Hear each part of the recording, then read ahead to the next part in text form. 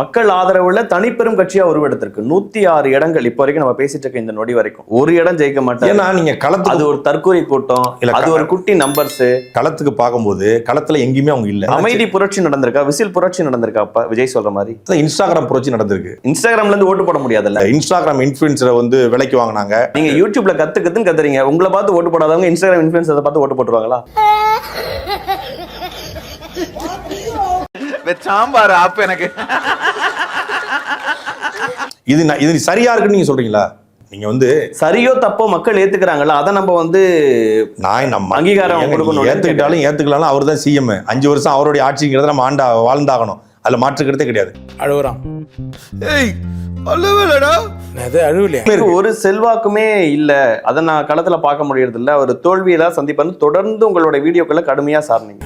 கண்ணீர் ஒழி பேண்ட்டுக்குள்ள போயினுக்குது அழுவலன்ற கபர் you cried it's over.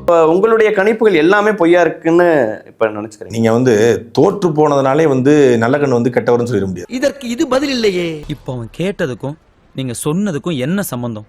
பஞ்சு நல்லா இருக்கான்னு மட்டும் பார்க்கணும், அதுக்குள்ள ஆராய்ச்சி பண்ணக்கூடாது. நான் சொன்னேன், நம்ம வேற ஒரு வேலையில வாழ்ந்துருக்க போறோம்னு இப்ப தோணுது. டிவிகே காரங்கள்லாம் சொன்னது சரியா இருந்திருக்கு, நீங்க வேற ஒரு உலகத்துல இருந்திருக்கு. நம்ம தான் வேற ஒரு உண்மையை ஒத்துக்கிட்டு தான் ஆகணும். நம்ம வேற ஒரு உலகத்துல இருந்திருக்க போல.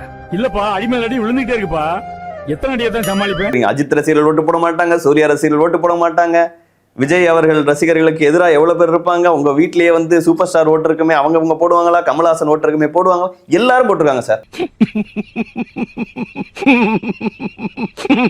திமுக அதிமுக வரும்போது தொடர்ந்து அவங்க வந்து ஓட்டுக்கு காசு தராங்க, ஏதோ காரணங்கள் அப்படி அடுக்குவீங்க. இப்ப நாம் தமிழர் கட்சியின் கொள்கை பரப்பு செயலாளரா தோல்விக்கான காரணங்களாம். இப்ப ஓட்டுக்கு பணம் தரல தாவேகா, ஒத்துக்கிறீங்க? அப்படிலாம் கிடையாது, ஓட்டுக்கு பணம் கொடுத்துருக்காங்க.